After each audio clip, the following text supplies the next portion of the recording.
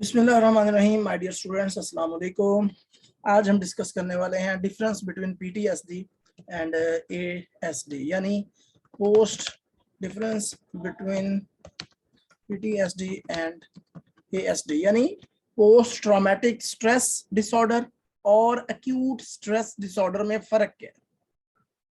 सबसे पहले तो मैं आपको ये बताता चलूं कि पोस्ट ट्रॉमेटिक स्ट्रेस डिसऑर्डर एक ऐसा डिसऑर्डर है जो किसी भी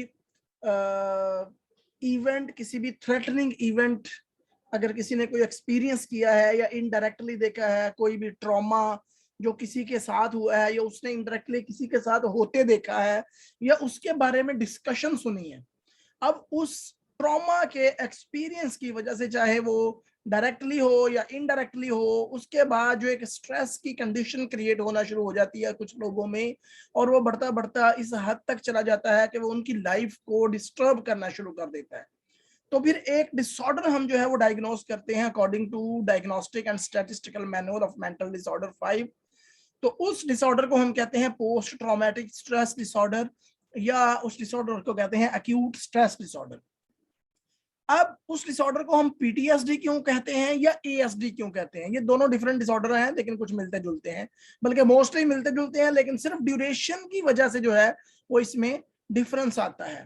तो मेन चीज आप याद रखेंगे, किसी भी ट्रॉमा के बाद वो डायरेक्टली चाहे आपने एक्सपीरियंस किया हो या इनडायरेक्टली, डायरेक्ट से मुराद ये है कि आपके अपने साथ हुआ है, इनडायरेक्ट ये है कि आपने किसी के साथ होते देखा है या उसके बारे में सुना है, तो उसके बाद जो स्ट्रेस क्रिएट हो जाता है किसी शख्स में, वो स्ट्रेस इतना ज्यादा हो जाए कि वो आपकी लाइफ को डिस्टर्ब करना स्टार्ट कर दे, तो डायग्नोसिस दिया जाता है पीटीएसडी या एएसडी का।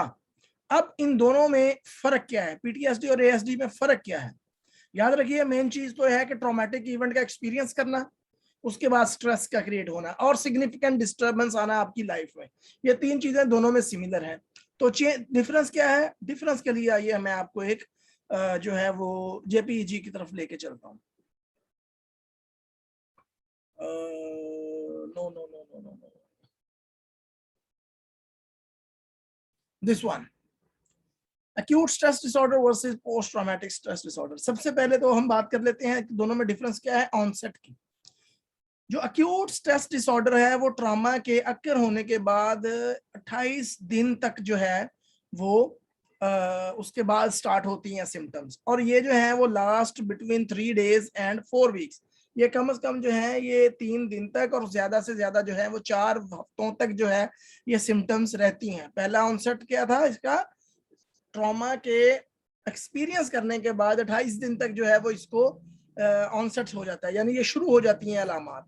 जबकि जब हम बात करते हैं पोस्ट ट्रॉमेटिक स्ट्रेस डिसऑर्डर की, तो at least 1 month after the trauma आकर, तो ये एक हफ्ता ट्रॉमा के एक महीना ट्रॉमा को एक्सपीरियंस करने के बाद, एक महीना अगर गुजर जाए उसके बाद इसको सिम्टम्स स्टार्ट हों, तो फिर पोस्ट ट्रॉमेटिक स्ट्रेस डिसऑर्डर जो है हम उसको डायग्नोस करते हैं। ड्यूरेशन इसका क्या होता है? Last between 3 days and 4 weeks।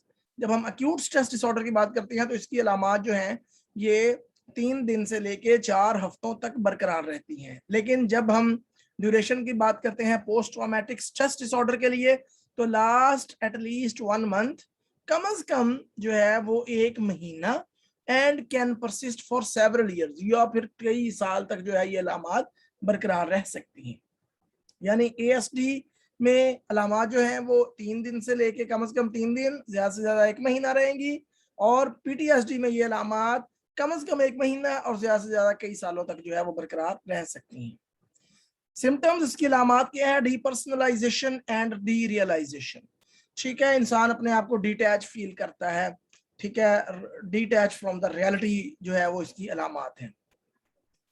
Post traumatic stress disorder क्या है? अवॉइडेंस, हाइटेड awareness and change in mood and cognition. इंसान अवॉइड करता है चीजों को, इसमें फ्लैशबैक्स आते हैं, ठीक है, जहां पर आपने ट्रॉमा देखा है आप उस रास्ते को ही अवॉइड कर देंगे। फॉर एग्जांपल, आपने कोई एक्सीडेंट देखा है तो आप अवॉइड करेंगे उस रास्ते से दोबारा गुजरने से, या जो बंदा आपको स्ट्रेस से रिलेटेड आपको याद दिला देता है आप उस बंदे को मिलने से अवॉइड कर लेंगे, ठीक है। चेंज इन मूड, आपके मूड में चेंज आता रहता है, अप एंड डाउन आते रहते हैं, और कॉग्निशन में, थिंकिंग पैटर्न में, मेमोरी में, इस तरह करके जो है वो कॉग्निटिव चेंजेस भी आती हैं।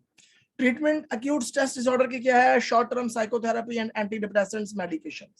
इसकी शॉर्ट टर्म जो साइकोथेरेपी से जो एक्यूट स्ट्रेस डिसऑर्डर वो ठीक हो जाता है, एंटी डिप्रेसेंट्स दी जाए तब भी ठीक हो जाता है। जबकि जब हम ट्रीटमेंट की बात करते हैं पोस्ट ट्रॉमेटिक स्ट्रेस डिसऑर्डर की, तो लॉन्ग टर्म साइकोथेरेपी चाहिए, मेडिकेशन चाहिए, EMDR थेरेपी वगैरह जो है ये इसके लिए बहुत ज्यादा बेनिफिशियल जो है। तो ये मेन डिफरेंस है।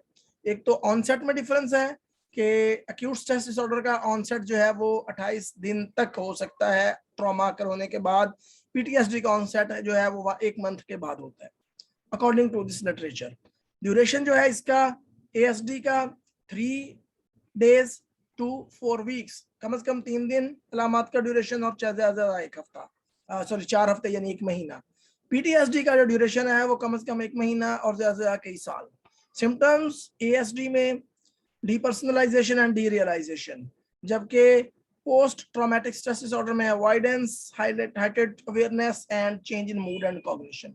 ट्रीटमेंट में short term psychotherapy and anti depressants medications use होती हैं।